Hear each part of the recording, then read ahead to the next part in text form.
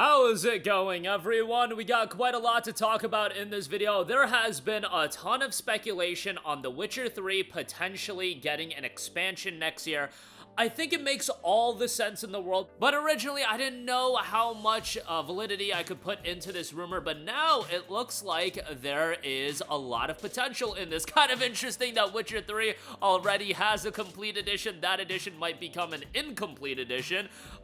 You know, it would be great if they dropped this as a free update. I doubt that's gonna happen, but as noted on Eurogamer, they have an update, and they exchange emails with Boris. I'm gonna totally butcher the pronunciation of his last name. Thistlepack, today, the original source for the Witcher 3 expansion rumors, who told me his information was verified by several independent sources. He didn't have any further information to share beyond what was in his original podcast, but he did direct me to a potentially supporting piece of information from an earnings call transcript attached to CD Projekt Red's recent financial report, and this is the piece of evidence that is leading a lot of people to assume that based on their expectations for their financials that a expansion makes a lot of sense. In the earnings call, CD Projekt Chief Financial Officer said, "Given our current progress, there is a chance that new content hinted upon in recent calls and reports may see release in the coming year, having an impact on our results and increasing the likelihood of achieving the earnings condition for the first stage of the incentive program."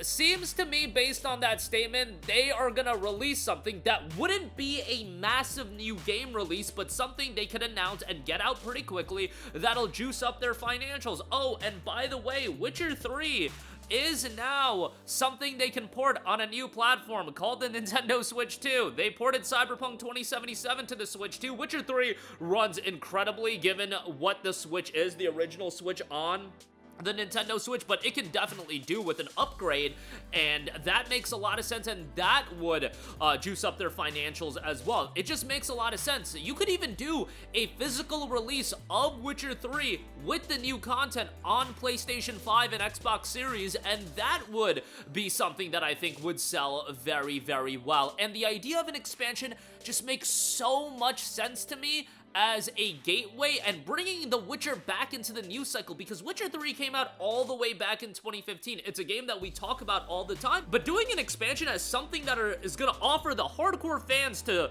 go back, not even the hardcore fans, just the fans of The Witcher, to go back and play the game for however many hours, but also be the pathway into Witcher 4, I think that makes all the sense in the world, especially because how much have games really evolved since The Witcher 3? You go and play Witcher 3, it's still one of the best looking games on the market, and people would kill for new content of the game. And not only would it be something that generates revenue for CDPR, it would be a promotional vehicle for Witcher 4, which would, you would think, come out in fall of 2027. And beyond all of that, you would think that the real heavy push on the promotion of The Witcher 4, probably you'd want to kick it out 12 to 16 months prior to the release of the game, so you do the expansion as really a way to generate revenue and the first piece of promotional content for The Witcher 4, and then you really dive into the promotion of the game, maybe a new gameplay trailer at the end of 2026, and then you go all aboard in the promotion in 27. It just makes so much sense, and I think the idea of, okay, we can't live service Witcher 3, we can't live service these projects that are single-player experiences. I mean, you could do anything that you wanted, but people would totally push back on that. But there is that idea of how do we monetize these existing games that we created? How do we get more mileage out of these games? And I am totally aboard on more expansions and content being released for existing games.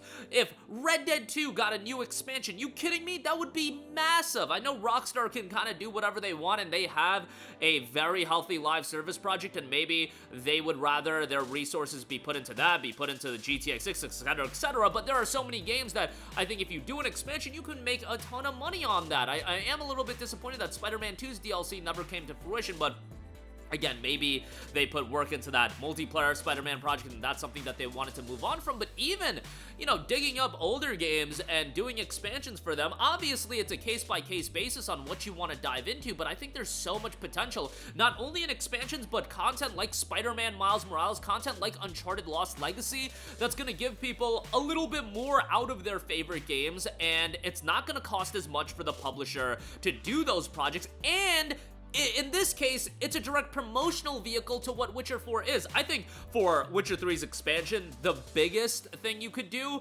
that makes sense to me is we gotta figure out how we're gonna nerf Ciri. I mean, Ciri, if you played Witcher 3, I doubt Ciri's gonna play like how Ciri played like in Witcher 3 right off the bat. We gotta nerf Ciri, and, you know, this is gonna be a trilogy of games, so you want to see Ciri's character growth have an arc through Witcher 4, 5, and 6, and you know, I've already seen the speculation on how you nerf Ciri. It seems to be something pretty simple to do, but if you explain that in a quality, even 4 to 6 hour piece of content, hopefully, you know, if it's something at the level of Blood and Wine, I mean, sign me up all day on that. And the thing about it is, if this expansion, let's say it centers around Ciri, you already have the gameplay of Ciri in place, and if it ends with Ciri getting nerfed and figuring that out, well, you have the fundamental gameplay of Ciri already in place for Witcher 3, so you could just end the game with the nerf, and then boom, that's how you kick off Witcher 4. This is one that I just think makes so much sense, and I really hope it does happen. And on top of that,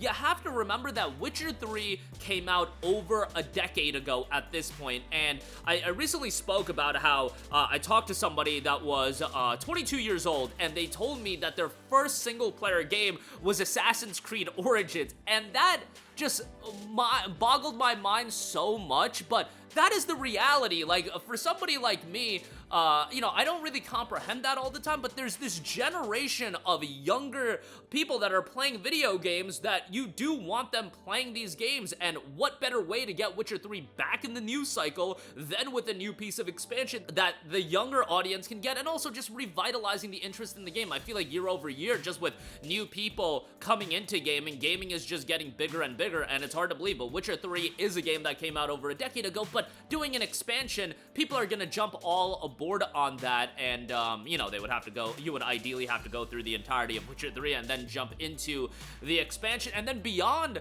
this Witcher 3 expansion, you also have the Witcher 1 remake in development, which will probably be out after Witcher 4, and then they've already said that the plan is, and fingers crossed that this happens, Witcher 5 and Witcher 6 after Witcher 4 will come out in 3-year cycles. So the idea would be Witcher 4, let's say 2027, Witcher 5 in 2030, and then Witcher 6 in 2033. Given the state of game development and games taking 5 to 7 years to develop, a Naughty Dog being shelved for an entire generation, and them having to do crunch to get one game out this generation, being able to speed up the development cycle, I think would be so beneficial, even if it's carryover content. And, you know, having content come out from a CDPR by utilizing outside development studios to do an expansion, then you have a remake done by this studio, it keeps that franchise in the news cycle as well, and I hope that's the direction they end up going with The Witcher 3. But let's hope that comes to fruition.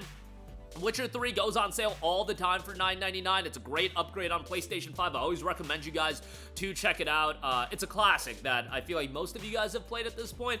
If you want to wait for this hypothetical expansion or a speculated expansion, we'll see how that ultimately turns out. But if that's another title, and it's going to be a shorter experience, I doubt it's going to be Phantom Liberty, and I think it'd be pushing too much if it's even Blood and Wine. But something that's, you know, 4 to 8 hours, 6 to 8 hours, around that range, I think that would be acceptable, and people would get excited for it. If it's a free update, which I don't think it is, but, you know, it is just interesting since Witcher 3 has a complete edition out, but, you know, who cares about that much? That'll do it for me. Let me know all of your thoughts in the comment section down below. As always, sound off there. Thank you for watching, and goodbye. Hey guys, we hope you enjoyed the video, and if you did, make sure to hit the subscribe button, and if you're already subscribed, do us a favor and hit the bell icon. This way you'll be notified whenever we post a new video. That's the best way to keep up with all of our uploads, and we usually try to upload 2 videos a day. And with the bell icon hit, you'll be notified whenever we do upload a video. As always, thanks for watching.